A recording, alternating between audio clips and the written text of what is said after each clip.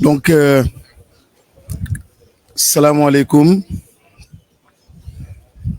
ñoo ngi nuyu kenn ku nekk ci yéen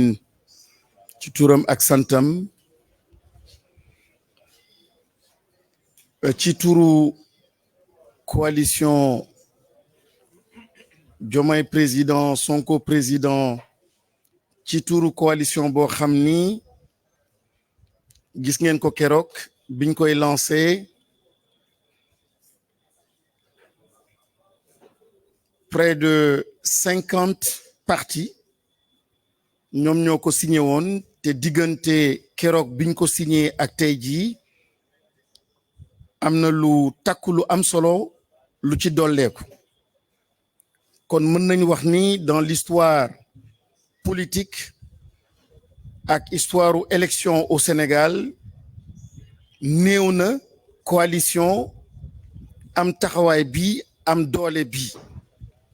te gis ngeen tamit kàngam yoo xam ni ñoom ñoo téye ak porté coalition bi wax nañ ko keroog li tax leader ñi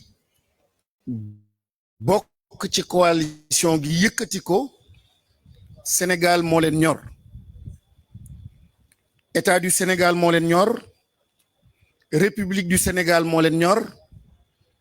sunu constitution daf leen ñor ci jeexital bi nag mooy la paix ndaxte lépp jàmm jooju nag pour sénégalais yi dund ko am ko parce que moom la ñu mës a xam li ñu ciy dimbali mooy nekk dans un état de droit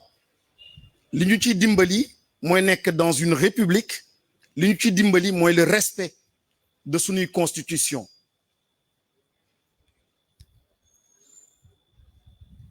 gis nañu yu bëri am fi depuis quelques années depuis Macky Sall nekk président du Sénégal dérive sur dérive dérive sur dérive dérive sur dérive wante nag te damay wax ci conditionnel am na loo xam ni ñu ngi koy njort wante ay kilifa ñoo fi toog duñu wax li leen leerul wante tamit kilifa doo bàyyi ba mbir ñëw dal sa kaw nga ne suma xamoon da ngay anticiper da ngay wax ni loolu kat ma njort ni moom la ñuy fexe teg lal pour dugal ci sénégalais yi réew mi nekk ci situation boo xam ne kenn musu ko imaginer kenn musu ko ñaan day baax su dee kilifa nga mën a yëkkati sa kàddu wax ak askan bi ci cadre googu la ñuy wax ak yéen dégg nañu ni président Macky Sall suba day wax ak askan bi li mu nar a wax am na luñ ci njort par rapport ak élection boo xam ni moom moo xew jot na suba jot na kon su dee dafa nar yëkkati kàddu am na lu ñu xaar lu ñu njort ni moom la nar a wax en espérant que xëy na du ci jaar su dee dégg na liñ koy wax su dee dégg na conseil yi su dee dégg na sénégalais yi xëy na mu changer plan wax leneen suba ñu kontaan sant yàlla ñëpp nag mënuñu wax mu am ñoo xam ne tànn nañ leen ci conférence des leaders pour ñu yëkkati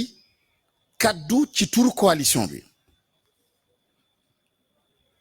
muy Yacine Fall bokk ci coalition bi muy Moustapha Sarré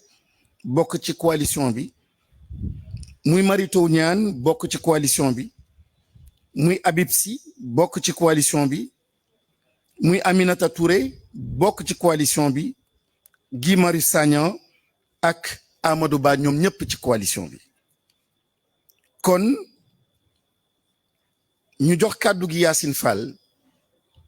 mu ñëw wax li mu xalaat ci président ni suba moom la bëgg a wax ak sénégalais yi ak danger boo xam ni représenté na ko par rapport au Sénégal par rapport à la paix et par rapport à l'avenir du pays jërëjëf Yacine.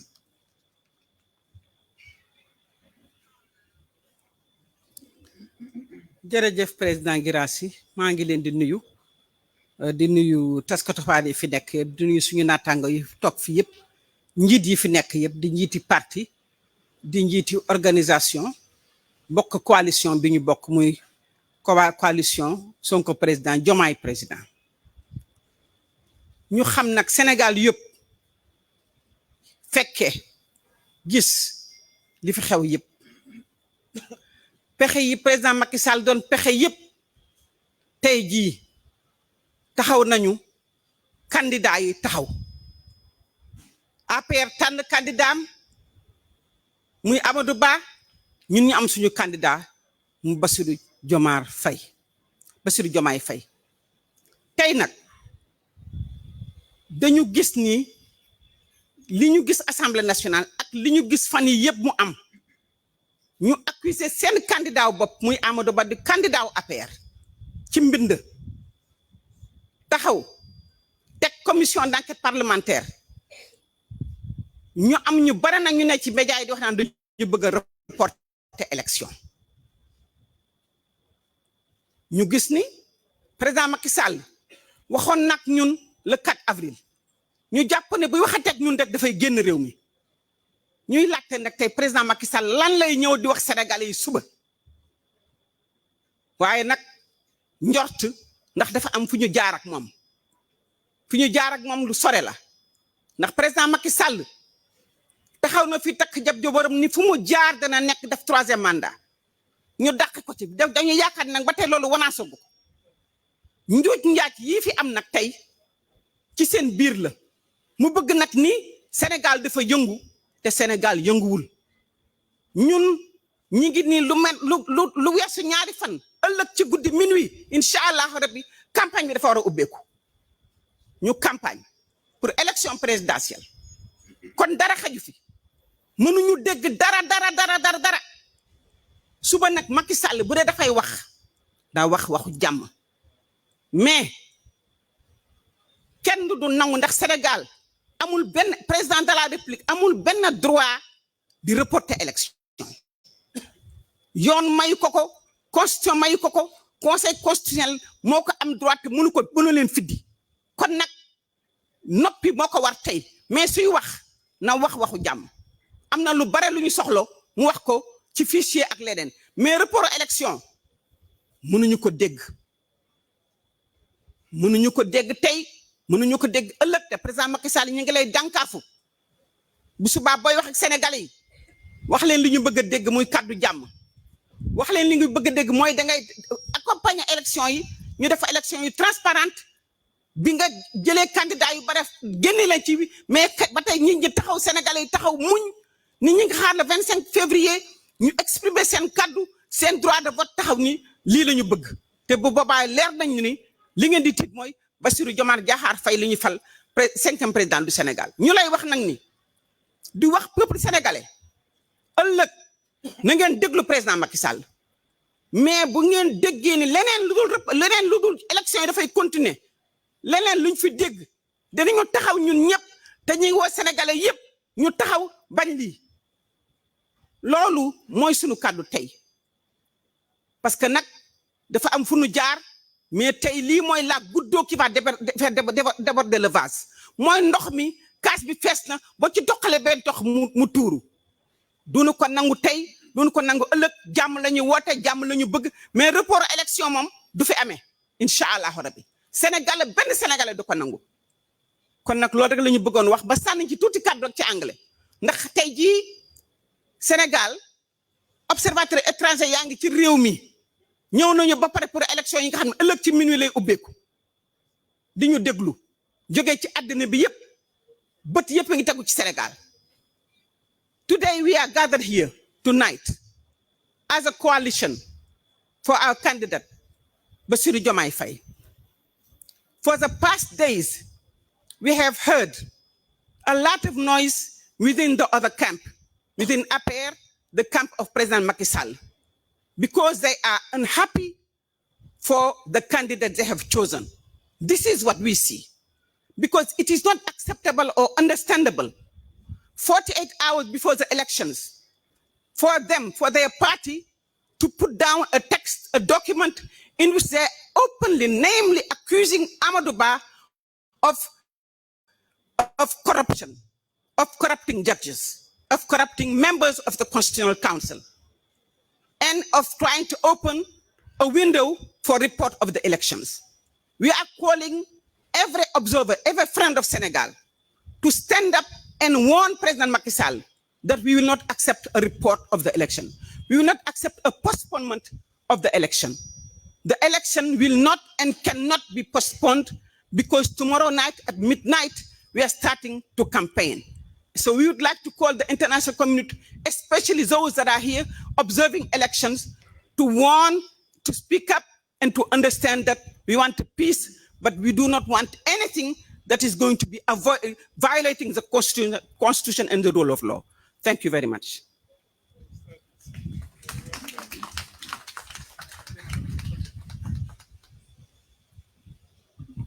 Merci beaucoup, Sokhna Yacine. Di jox kàddu gi Moustapha Sare.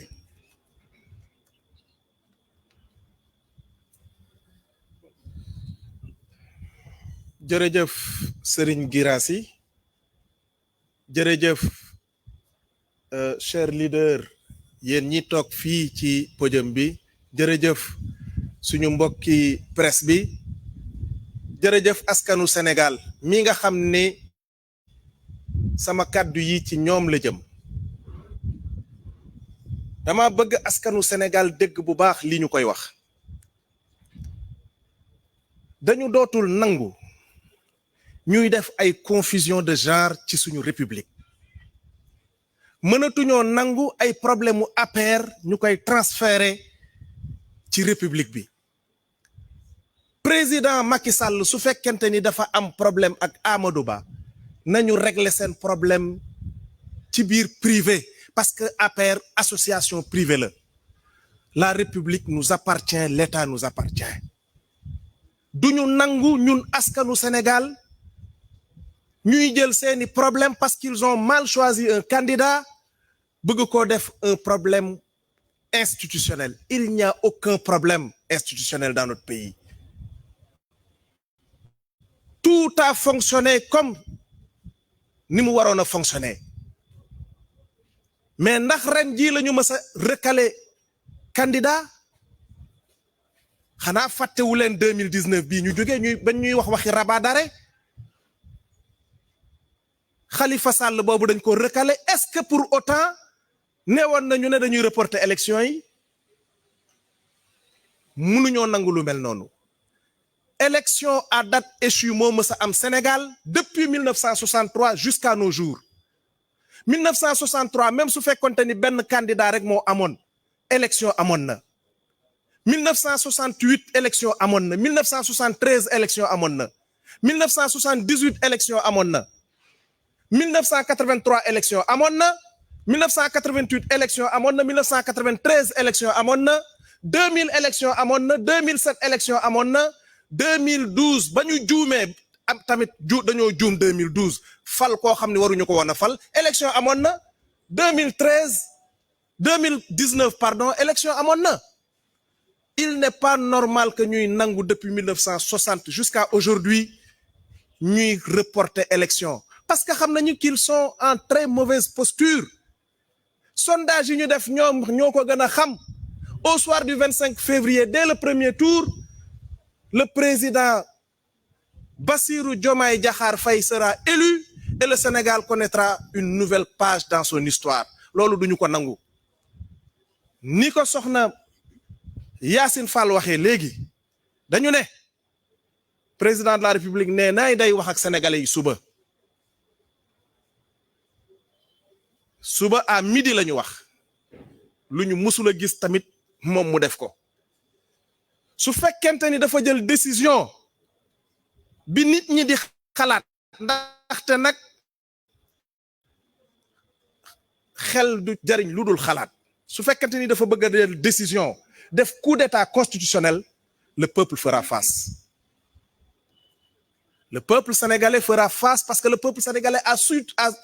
toujours su faire face. Amul benn grand rendez-vous bu peuple sénégalais mës a raté ci suñuy maam ba fii ñu toll nii peuple sénégalais dafa mës a taxaw dog buumu jaam yi.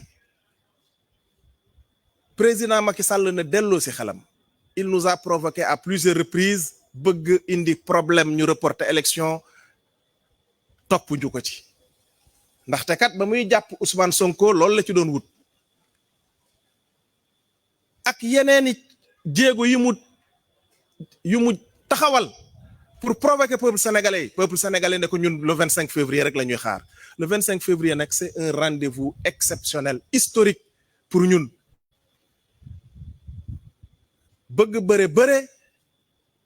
ñàkk bëgg bëre au soir du 25 février, Inch'Allah, notre candidat sera élu dès le premier tour. Sénégal xamaat beneen façon doxalin peuple sénégalais bi nag taxaw nañu temm ci ne bis bu leneen amee ñoom ñoo ko nar a fajal seen bopp te loolu gëm naa ni dina am maa ngi leen di gërëm asalaamaaleykum wa rahmatullah. jërëjëf merci beaucoup Moustapha Sarré donc di continuer ak sunuy intervenant jox kàddu gi léegi honorable député Guy Marius Sagna.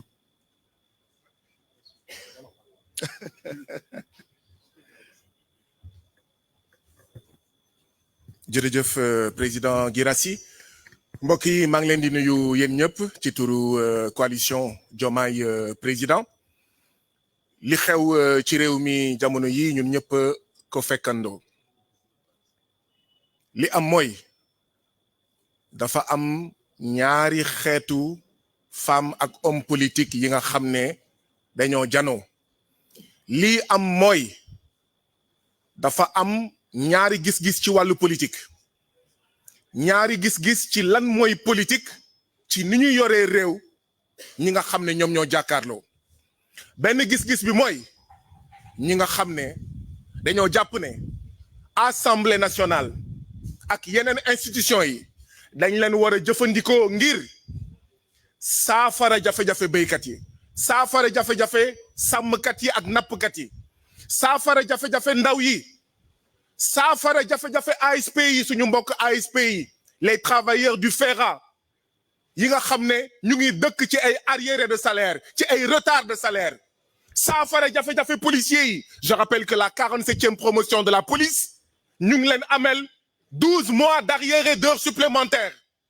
dañoo war a utiliser assemblée nationale utiliser justice ngir saafara lii nga xam ne mooy jafe-jafe askan wi ak ñeneen ñoo xam ne Macky Sall APR Benno Bokk Yaakaar ñi ñu àndal ak seen yeneen candidat ngeen xam leen ñoom dañoo jàpp ne assemblée nationale c'est pour commettre des petits arrangements des meurtres politiques des petits arrangements entre copains naka la ñuy faagaagalee Ousmane Sonko naka la ñuy faagaagalee Karim Wade naka la ñuy faagaagalee ki nga xam ne moom mooy président Khalifa Sall naka la ñuy arracher le mandat de député de la présidente Aminata Touré mais utiliser institution pour empêcher la liste des titulaires de la liste nationale lors des élections législatives d'être candidat lan moo tax boobu waxuñu dañuy arrêter conseil constitutionnel lan moo tax boobu waxuñu dañuy arrêter cour suprême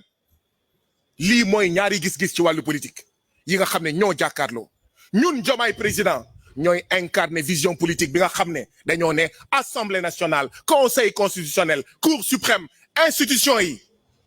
palais présidentiel gouvernement ay jumtuwaay la pour dab bànneexu askan wi depuis quelques jours ñaari gis-gis yi ñooy bëre ñaari gis-gis yi ñooy xeex ñun nag Diomaye président pare nañu dimanche suba ci minuit suñu gis-gis ñu jaay ko sénégalais jaayaat ko sénégalais yi pendant 21 jours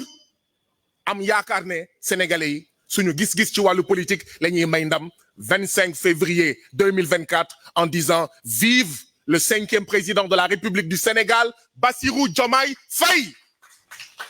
lii moo am jamono ji ngeen gis ko Assemblée nationale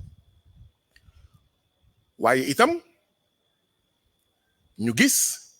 une certaine classe politique pas ñëpp ñi nga xam ne nee nañ ñoom seen candidature tax na Sénégal taxaw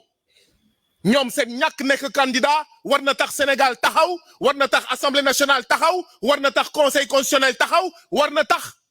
ñu taxawal commission d'enquête parlementaire bu nappkat yi di sonn accord de pêche yi di rey suñu nappkat yi kenn du taxawal conseil commission d'enquête parlementaire bu ndaw yi di dee ci géej gi déggu leen benn ministre Macky Sall bu dem au niveau des îles Canaries kenn du ubbi commission d'enquête parlementaire ma waxaat ko fi jigéen ak góor yooyu di def politique ñoom ñooy ñan pour wax ne ndaxte nekk ñu candidat dañoo war a état du Sénégal dafa war a taxaw processus électoral bi dafa war a taxaw te fekk ne fukki at ak ñaar a ngi béykat yi ñu ngi sàcc seen suuf spoliation foncière accaparement foncier mu ngi leen di sonal kenn musul wax nañu taxawal Sénégal ndaw yi ñu ngi dee ci géej gi ñu ngi dee ci yoonu Nicaragua ñu ngi dee sur la route du désert du Sahara ou dans la mer Méditerranée kenn waxul nañu taxawal état du Sénégal béykat yi sonn nañu nappkat yi gisatuñu jën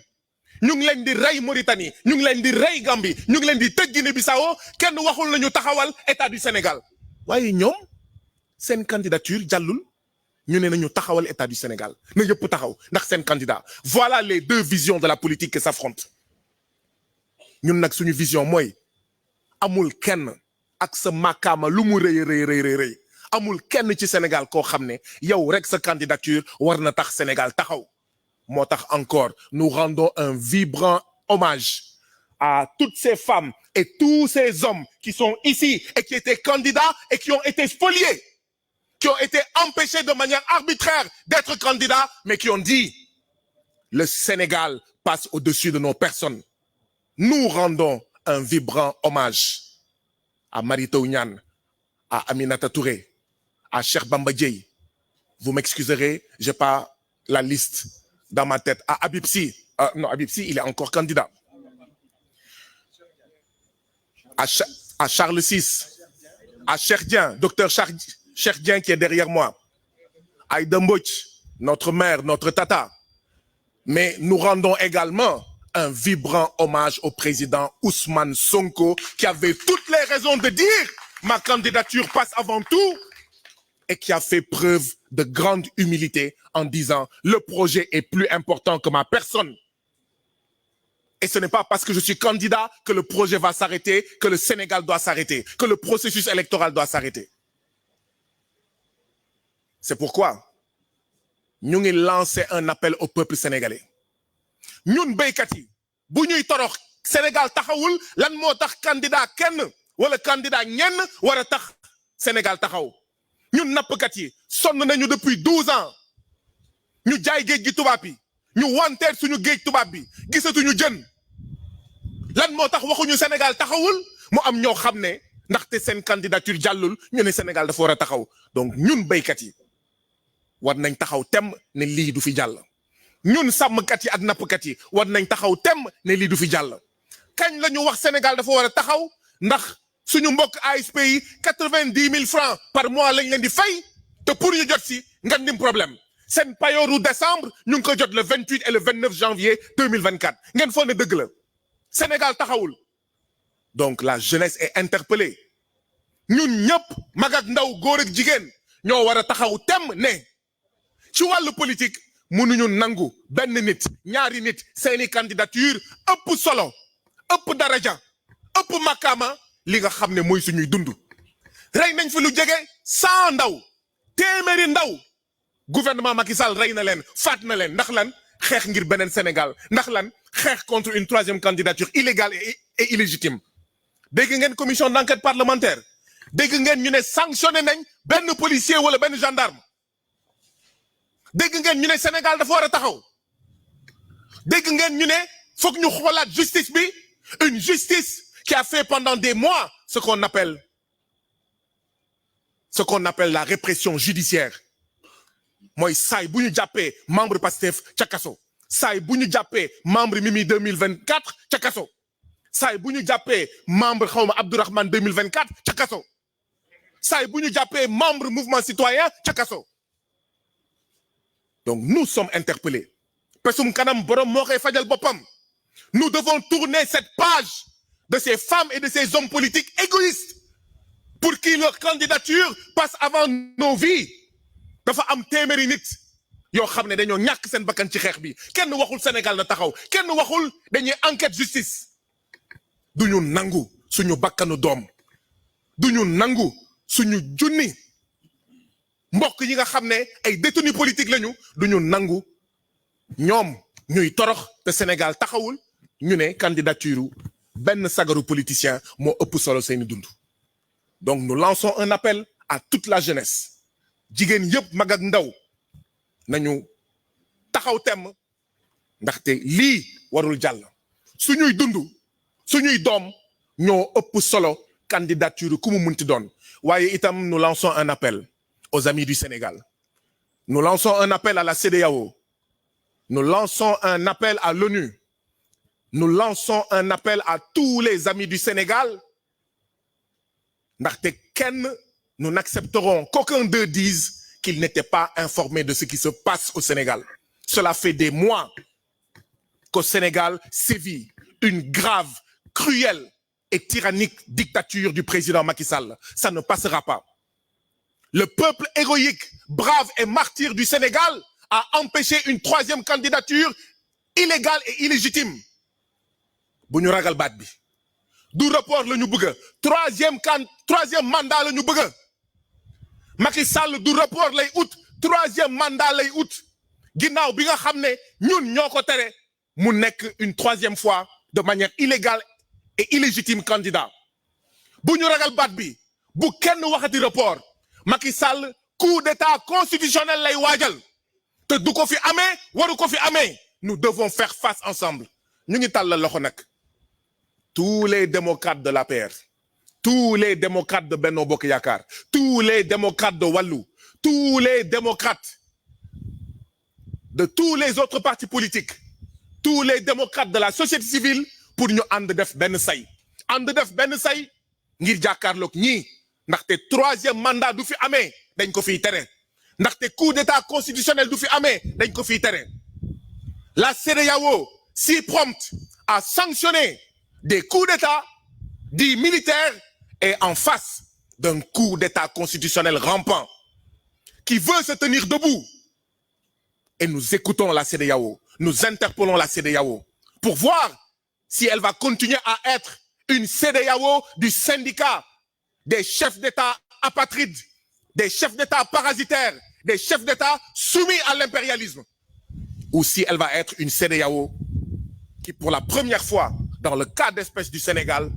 va tirer les leçons de la sortie du Mali, du Burkina et du Niger de cette CEDEAO, syndicat, véritable syndicat des chefs d'État. La CEDEAO doit se prononcer et si la CEDEAO est un ami du Sénégal, est une amie du Sénégal, il ne lui reste qu'une seule chose à dire au président Macky Sall. Vous ne pouvez pas être candidat, il ne peut pas y avoir de coup d'État constitutionnel et organiser une élection présidentielle transparente, inclusive et dont la campagne électorale va commencer ce dimanche 4 février 2024. Je vous remercie. Merci beaucoup. Merci Guy. Wax nga lépp franchement merci beaucoup. Ñu gaawal mbir yi jox kàddu gi au professeur Mary Teuw Niane, le ministre Mary Teuw Niane. Vous avez la parole. Asalaamaaleykum. Maa ngi nuyu sama nattango yëpp di nuyu journaliste yi di nuyu askanu Sénégal jóg dafa jot ndax ëllëg li ñu wax ci xibaar yi su njiitu réew mi jàkkaarloo ak sénégalais yi nara wax ak ñoom te du jamono yi mu war a wax ak sénégalais yi ndax 31 décembre romb na ak seguñu 3 avril dafa nekk loo xam ni dafa war a tar ñu gis ni suñu réew amul benn réew bu ko jéem boom ñu gis ni suñu réew amul yëngatu bu tar ci suñu biir réew ñu gis ni assemblée nationale mu ngi liggéey ñu gis ni ñi yor atte ñu ngi liggéey conseil constitutionnel mu ngi liggéey gouvernement mu ngi liggéey fépp fu ñuy liggéey nit ñaa ngi liggéey ci jàmm wante tamit ñu gis ay fani fan luy ruumandaat di ñëw ndax kat ku dox ci biir réew mi dangay xam ni nguur gi jeexal na takk coalition Diomaye président tey yàlla may na ko taxawaay bu mat sëkk yaakaar yépp ñu ngi ci moom ñu yaakaar mu gagné élection yi ni mu gën a rafetee ak ni mu gën a gaawee loolu nag neexul ñi fi nekk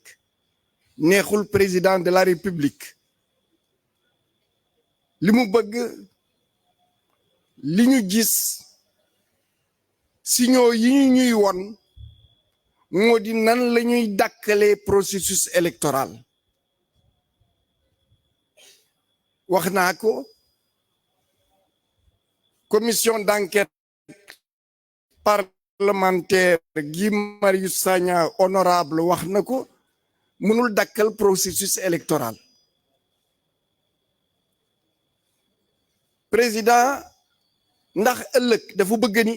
day jël pouvoir yépp ndax dafa bëgg jëfandikoo article 52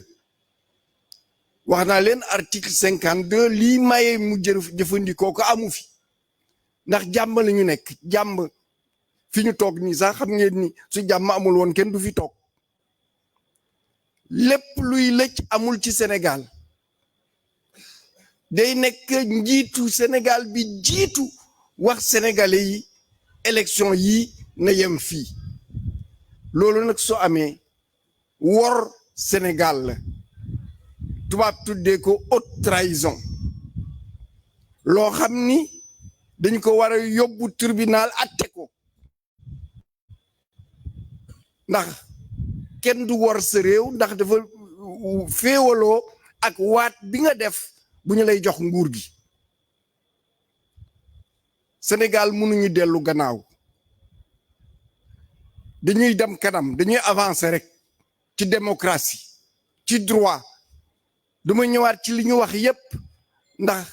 président Macky Sall gàntal na lu bare loo xam ni Sénégal amoon na ko te ñu ci doon tiitaroo ci réew yi sa Afrique yi moo tax ma leen di wax su ëllëgee su fekkee président deeni élection yi fii lay yem nañu ko wax tamit sa nguur fii lay yem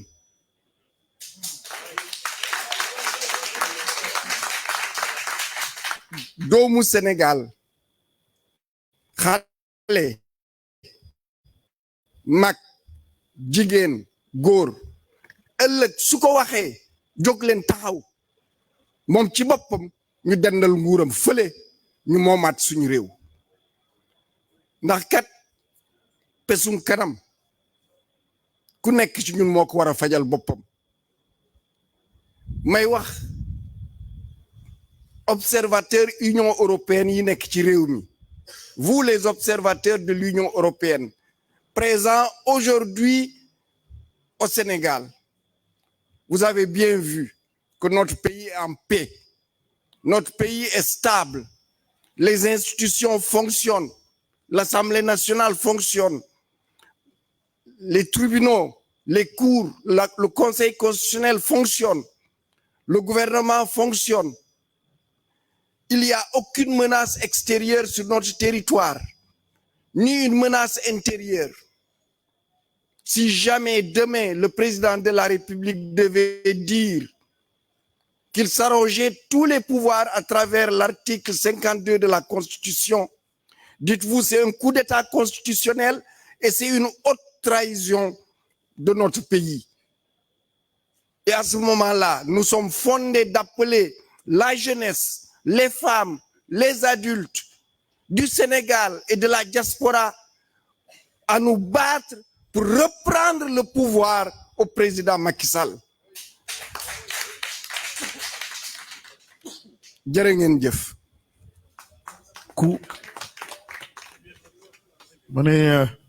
Professeur Marito mané tukuleur yi dégg nañu wolof légui dé ma jox kàddu gi rapidement au ministre Habib Sy, président Habib Sy. Après le président Habib Sy, présidente Aminata Touré mom lay jox kàddu gi. Assalamu alaikum mbokk yi ñu leen nuyu yéen ñëpp kàddu yi ñu fi dégg mooy wane Sénégal fi mu nekk ku tiitutoon tim war ngaa tiit réew mi boobu ba léegi luñ ci mën a wax mi ngi dal mi ngi am jàmm ku nekk yaa nga ci say soxla di ko dox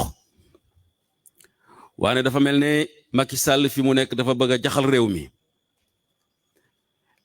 li nga xam ne moo doon jàmm di sérénité ak calme mu bëgg koo salfaañoo ñuy wax dàq élection mais dàq élection su waroon a am ñun ñoo ko war a laaj Ousmane Sonko, le leader de l'opposition le plus populaire au Sénégal et en Afrique, waroon a bokk ci élection yi Macky Sall xañ ko ko. Bassirou Diomaye Faye suñu candidat duñ ko may sax temps de parole pour ci campagne électorale bi mu mën a wax xanaa ñun kay bu doon am kuy kaas pour ñu reporter élection ñun ñoo war a kaas pour ñu reporter élection mais ñu ànd ak suñu ngor ànd ak suñu jom ak suñu dignité ne lu métti nañu dem ci élection yi parce que xam nañ ne bëre bukkeeg mbaam la ala kulli al le 25 février 2024 Bassirou Diomaye Faye la ñu teg mu nekk président de la République. Alors bu fekkee ne nag li ñuy wax dëgg la ñu ne suba dafa bëgg a waxtaan ak askanu Sénégal ne dañuy dax élection yi may wax askanu Sénégal professeur Marito wax na ko léegi bu boobaa Macky Sall nekkatul président du Sénégal bu boobaa na jaral peuple Sénégal ñu taxaw dem prison génne Ousmane Sonko ak Bassirou Diomaye Faye ñu ñëw fekk suñu parce que n'y a plus de justice, n'y a plus de droit. Doole moo fi jaay te doole peuple Sénégal moo ko moom. De quel droit mu ne da koy reporter bu ñu amee seen problème bopp nañ ko am régler ko ñoo tàbb koo xam ne kii wóor na leen ne mënuñ tem loolu ñun lu ci suñu yoon comme l'a dit quelqu'un ici tout à l'heure ils n'ont qu'à régler leurs problèmes internes. Man enregistré na déjà sama temps de parole tey ci suba ñu bëgg a yeewu ne Macky Sall ne élection di fa am fu mu ko teg quand même la communauté internationale CEDEAO Union européenne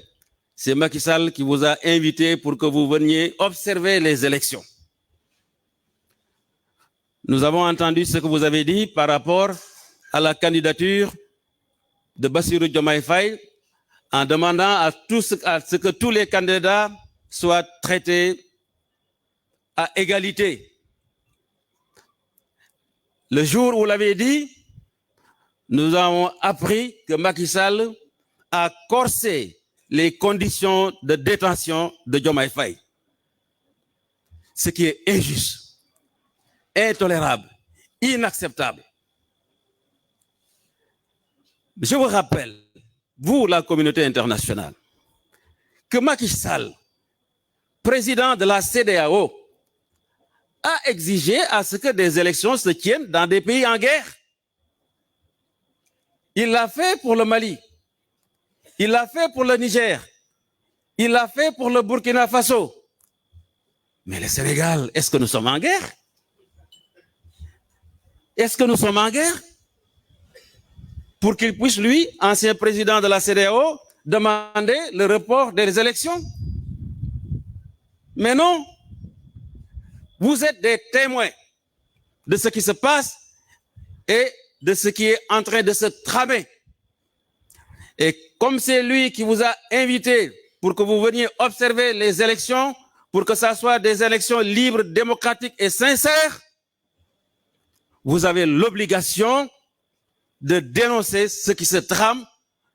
et de façon forte, si demain, comme on l'a dit, en s'adressant à la nation, il décide d'arrêter le processus électoral. Et on ne sait pas ce qui va se produire parce que ce sera un précédent au Sénégal extrêmement dangereux et cela pourrait se propager aussi dans les autres pays africains de la sous-région. C'est une responsabilité que vous partagez. Et j'ose espérer que quand même, je vous ai dit depuis le début que Macky Sall il a un problème de cerveau. Vous ne m'avez pas écouté. Mais cela se prouve. Alors, mais doful jinne jàpp ko li wala fi wax golo moo la gën a xam xaali ma jëmb bu reporter élection yi du ko jik maa ngi leen sant di leen gërëm jërëjëf merci beaucoup président jox kàddu gi madame le premier ministre présidente Aminata Touré. jërëjëf man muy wax ak yéen dama bokkoon ci collectif des candidats spoliés defe naa ne maa ko sanc ma dem conseil constitutionnel ñu foqati sama parrainage jaay ma doole tey maa gën a taxaw ci Sénégal pour que ñu am élection le 25 février 2024 ndax li may bañ mooy ñu taafantooma man pour violer la constitution li may bañ mooy ñu taafantooma man pour que Macky Sall desaat fi ba xamuñu kañ ku fi dugg ci report élection na nga xam ne ubbi nga la boîte de Pandore bu ku fi reporter élection ñu ngi ci vide constitutionnel parce que président Macky Sall le 2 avril 2024 ci lay pare ci nguur gi loolu la constitution wax kon may wax sama naataango yi nga xam ne jàpp nañ ne ils ont été spoliés loolu mu ngi sunu ginnaaw nanu fàttaliku xale yi nga xam ne dañu génn di manifester seeni droit ñu boom leen ñooñu gën a métti la situation defe naa candidat yi nga xam ne dañu foqati seen droit à participer à l'élection Ousmane Sonko fàttaliku leen ne ñaari yoon ay juge jox nañ ko décision pour que mu bokk sunu candidat ñun Diomaye Faye ma nga ca kaso ba kon fii ay violation wu droit rek ñoo fi am li ko mën a arrêté mooy ñu dem élection le 25 février ñu débarrasser wu une fois pour toutes de ce régime qui est liberticide régression démocratique massa am ci Sénégal depuis ces 2 ou 3 dernières années massa am la communauté internationale soxna Yacine wax na ci anglais pour ñi dégg anglais parce que bari ngeen fi à la communauté internationale vous avez une obligation d'intervenir parce que nous partageons le droit international tous ensemble, le droit de participer dans des conventions que nous avons signées en tant que Sénégal. Vous avez déjà déployé vos observateurs parce que vous avez considéré qu'il faut tenir l'élection à date échue.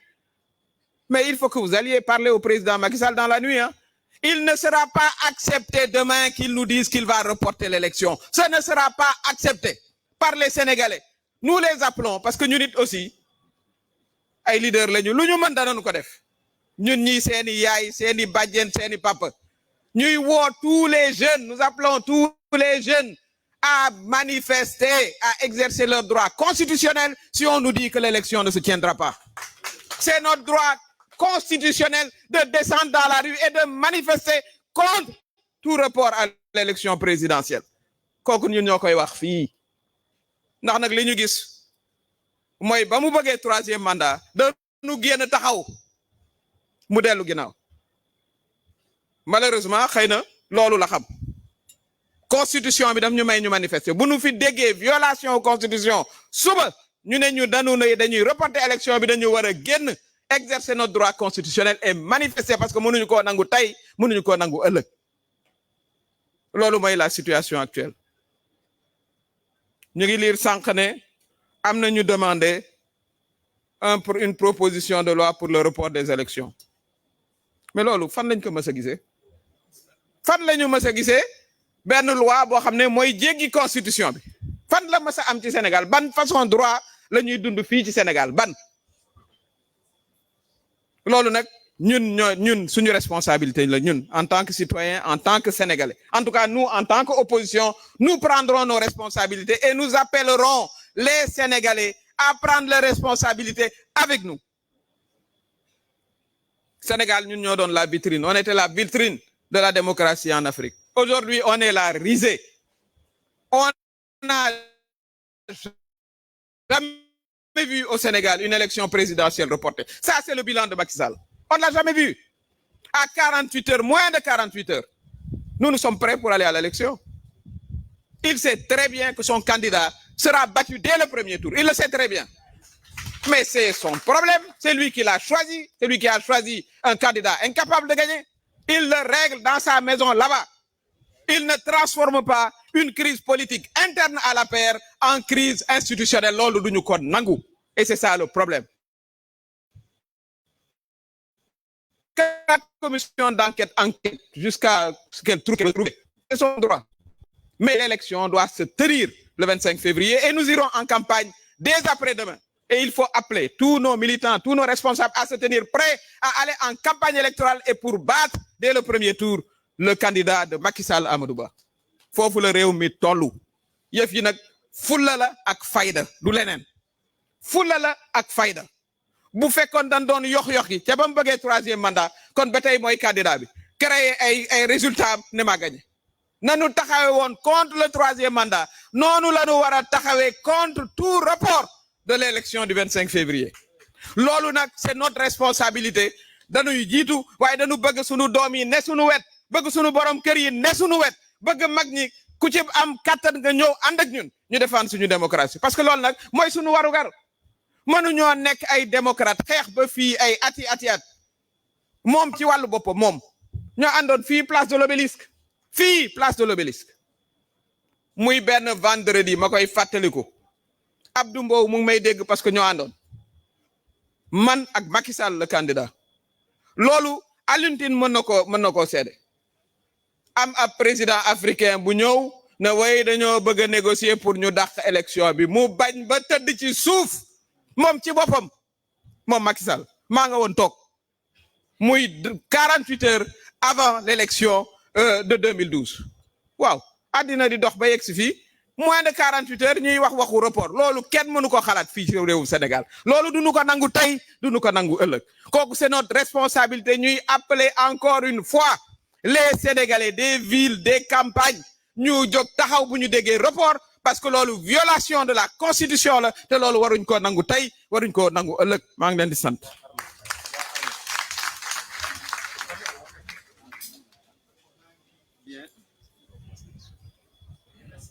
Madame la Présidente di am kenn koo xam ni dama yaakaaroon ni nekku fii wante ñëw na ci diggante bi ma jox ko kàddu gi balaa may jox kàddu gi au dernier intervenant muy Amadou Ba donc pas Amadou Ba bële sunu Amadou Ba. Amadou DOIX la. voilà donc Cheikh mënoon nga bàyyi mu tudd la boog balaa nga yëg. boobu DOIX la Amadou. waaw kon ñu jox kàddu gi Cheikh qui est aussi candidat. salaamaaleykum mbokk yi. yaakaar naa li ma fi jot a dégg rek doyoon na pour yóbbaale suñu wax ñun ñëpp. képp ku nekk ci sa kër toog di ñu seetaan. amoon yéene ak yaakaar ci réew mi bëgg réew mi. di patriote. gëm démocratie bi mu jaral la nga xeex ko. tey war ngaa bàyyi xel lii ñuy wax fii parce que Macky Sall mënul jël wàllam jël wàllu keneen mënul jël wàllam jël wàllu askan wi dañu ko fal 2012 mu dig ñu ni dina def 5 ans ñëw trahir ñu def 7 ans ñu jël lu ñu neex ak lu ñu naqadi bëgg jàmm ci réew mi ak dal ñu muñ bàyyi ko mu demaat ñu fal ko 2019 mu war a def 5 ans bëggoon def 3e mandat ñu gàntal ko 5 ans am yooyu Macky Sall na xam ni jeex na gasi Macky na organiser élection yi organiser ko ni mu gën a baaxee ak ni mu gën a jekke mu rendre le pouvoir te dem leneen lu mu jéem gàcceem rek la moo ko ciy fekk dañuy wax nag ni baadoola du jub gàcce te yeggu ca waaye nag mën na caa yegg indaale njombe ci réew mi te kenn bëggul loolu may ñaan képp koo xam ni candidat nga doyen Habib wax na ko fii ñu ànd ak ñi nga xam ni recalé nañu leen ak ñëpp te dara jaaru ci yoon ñu joxante loxo ba askan wi xam ni ñi ko war a taxawal nañ ko parce que bu ñu taxawee dëgër ni ñu war a dëgëree ak conviction bi mu laaj Macky Sall mënul fexe ba dépassé ñu ba def li mu bëgg a def dafay nag wax nañu ko moo joué moo manipulé moo jéem a piégé ba faf mu daanu ci ndëgg sërëxu boppam Macky est tombé dans son propre piège il est temps que mu comprendre ko te duñu nangu muy ñëw fayu ko ci ginnaaw ci kaw sénégalais yi donc 25 février incha allah élection dina am te ñu ngi koy exiger comme madame le premier ministre ni mu ko waxee na ñëpp taxaw organiser wu pour aller en campagne parce que lii nga xam ne moom la ñu yëkkati muy ce projet mu ragal ko ba jàpp Ousmane Sonko tëj jàpp Bassirou Diomaye Faye candidat bi tëj na xam ne du ci am ndam tey du ci am ndam ëllëg te sénégalais yi dinañ ko gàntal incha allah donc loolu laa leen doon bëgg a wax di ñaan suñu force de sécurité yi damay wax rek ay kadduy Macky Sall 2012 yu mu taxaw fii place de l'Obélisque wax leen ko ni leen xam leen ni askan wi ngeen fi nekkalu leen fi président de la république nekkalu leen fi ministre nekkalu leen fi keneen te askan wi bu ñëwee ba ci 5 ans yi nga xam ne war na jëlaat baatam pour wax li nga xam ne moom la war a wax jël baatam tabb ki ko doy bu ko Macky Sall bëggee gàntal askan woowu am na droit constitutionnel à la résistance bu askan wi jógee di résister yéen xam leen ni askan wi ngeen fi nekkalu leen fi Macky Sall donc na ngeen xam loolu ngeen bàyyi ci xel li ñu war a wax communauté internationale wax nañu leen ko bu kenn ni yëguma woon xam ngeen yéen ñëpp fi réew mi di jëm bu Macky Sall delluwul ginnaaw ci lii ndax kenn du ko may kon maa ngi leen di sant di leen gërëm di ñaan ñëpp taxaw ñëpp dëgër ñëpp déterminé pour que Macky Sall dellu ginnaaw ci lii nga xam ne moom la ci nekk merci beaucoup. jërëjëf président Cheikh Tidiane donc di sant ñëpp di sant journalistes yi ci seen teewaay guddi na di sant aussi tous les leaders qui ont pris la parole am na ñeneen ñoo xam ne tamit mënoon nañ fi yëkkati kàddu wante nii lañ ko bëggee woon mu am kenn ku des muy Amadou Ba li tax nag ñu mujjee Amadou Ba dafa nekk mandataire sunu candidat wante au-delà du fait que mu nekk mandataire bi xam ngeen ni juriste la ñi fi nekk tamit certainement am nañu ay connaissances ci droit am nañu expérience bi des hommes d'État et képp koo xam ne yëkkati nga parti am na loo xam ne xam nga ko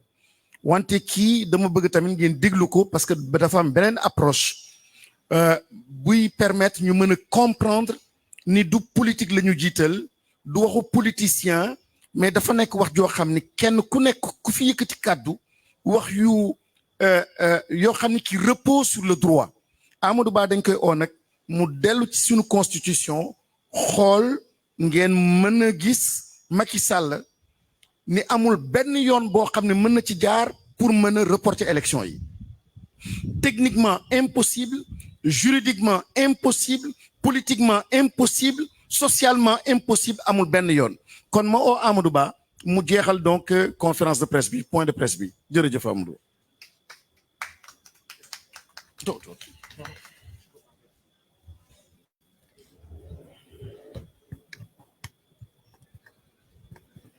Bonsoir à tous et merci à la presse d'être venue si nombreuse pour couvrir ce point de presse qui a été, il faut le dire, improvisé. À partir de dépêches de journaux et d'informations reçues et de soupçons portés depuis quelques jours, nous avons tous été déjà surpris que la majorité parlementaire, qui est la majorité présidentielle, soutienne une résolution de mise en place d'une commission parlementaire. Résolution dans laquelle c'est bon. Bon, je recule alors. Il faut que je recule.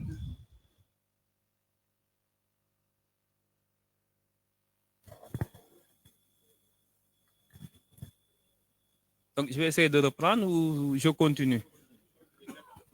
Donc, que la majorité présidentielle soutienne une résolution dans laquelle il est bien mentionné que le Premier ministre, par ailleurs candidat, qui est leur candidat à l'élection présidentielle, se serait rendu coupable de faits de corruption de magistrats pour invalider la candidature de Karim Meïssa Wade. Cela révèle au moins une chose, qu'il y a une grave crise politique interne à l'APR et qu'on a essayé de dériver, de travestir cette crise en crise institutionnelle dans le but désormais non plus inavoué, mais quasiment avoué, d'obtenir le report de l'élection présidentielle. D'après toujours ce que nous recevons de la presse, que le président de la République devrait s'adresser à la nation demain, samedi, à 12h. Ce qui est inédit. Les cas d'adresse du président de la République étaient connus pour le 4 avril ou le 31 décembre, le Nouvel An, ou pour des événements exceptionnels. À la veille de l'ouverture de la campagne électorale, cette prise de parole, avec tout le faisceau d'indices concordants relayés par ses propres ministres sur des velléités de report de l'élection présidentielle, ne permettent pas d'avoir une grande confiance et sérénité. Le peuple doit être informé que le président de la République n'a pas les pouvoirs constitutionnels, n'a pas les pouvoirs législatifs pour ordonner le report d'une élection présidentielle. Si, comme tout le laisserait croire, qu'il s'appuierait sur l'article 52 de la Constitution, il y a lieu de lui rappeler que l'article 52 pose des conditions cumulatives, pose des conditions d'une grave crise des institutions empêchant leur fonctionnement régulier. Il me semble que l'Assemblée nationale, que le Conseil constitutionnel est une institution au même titre que l'Assemblée nationale et la présidence au titre de l'article 6 de la Constitution. Que le Conseil constitutionnel fonctionne actuellement, que l'Assemblée nationale fonctionne régulièrement pour avoir pu installer une commission d'enquête parlementaire sans entrave. Qu'il n'y a aucune crise, aucun dysfonctionnement d'aucune institution. Donc, les conditions d'une menace grave et imminente empêchant les institutions de fonctionner ne sont pas réunies pour quelque déclenchement de l'article 52. Par ailleurs, l'article 52, le déclenchement de l'article 52 donne des pouvoirs exceptionnels au président de la République, mais ces pouvoirs exceptionnels restent des ordonnances, qui sont des actes administratifs qui ne sont pas au-dessus des lois et encore moins de la Constitution. Le report d'une élection présidentielle suppose au préalable une révision constitutionnelle pour réviser l'article 27, pour réviser l'article 27 et les articles subséquents qui régissent et réglementent les délais et les dates de l'élection présidentielle. Il ne peut, durant cette période où il serait détenteur de pouvoirs exceptionnels, modifier la Constitution. Il ne peut dissoudre l'Assemblée nationale. Il ne peut encore moins dissoudre le Conseil constitutionnel, qui reste une institution constitutionnelle au-dessus de toute atteinte. Il ne peut, durant cette période, empêcher les juges constitutionnels de se réunir. Il ne peut mettre fin ou abréger leur mandat. Nous voyons que cette crise n'a aucun fondement, ni politique, ni juridique. Qu'il s'agit d'une crise interne à l'APR,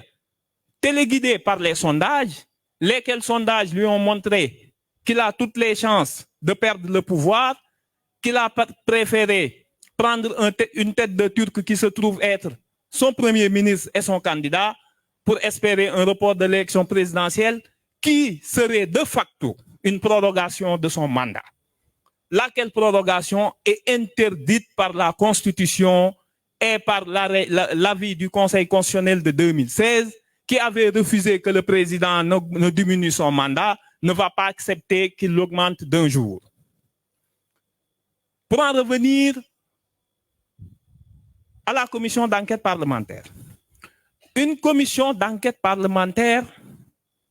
n'a aucun pouvoir,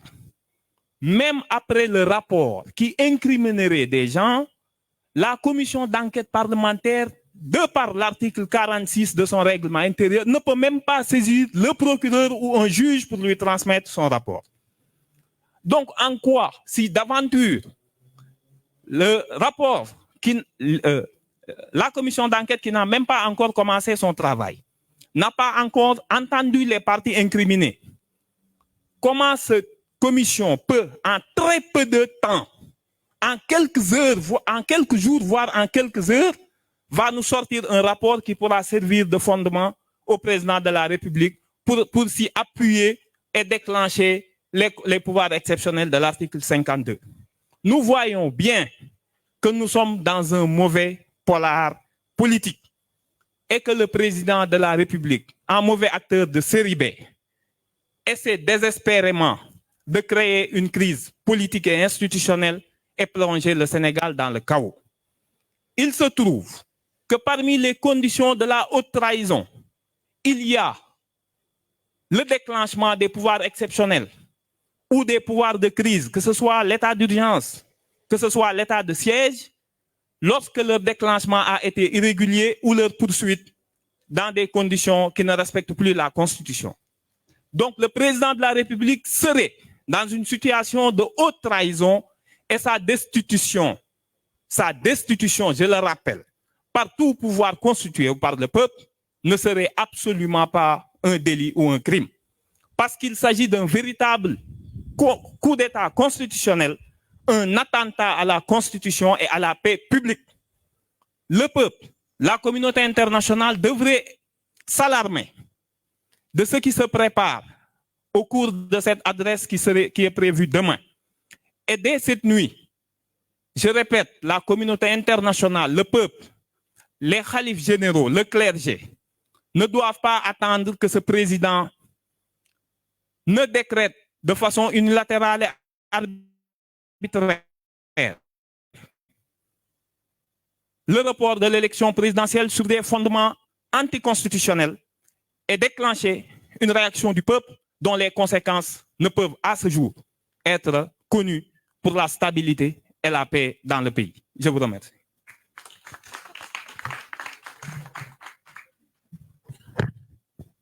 Merci beaucoup, Amadou. Je pense qu'on a fait le tour. Di gërëm ñëpp, di sant ñëpp. Le message ou les messages ont été très, très clairs. Inch'Allah, donc la séance est levée. Merci beaucoup.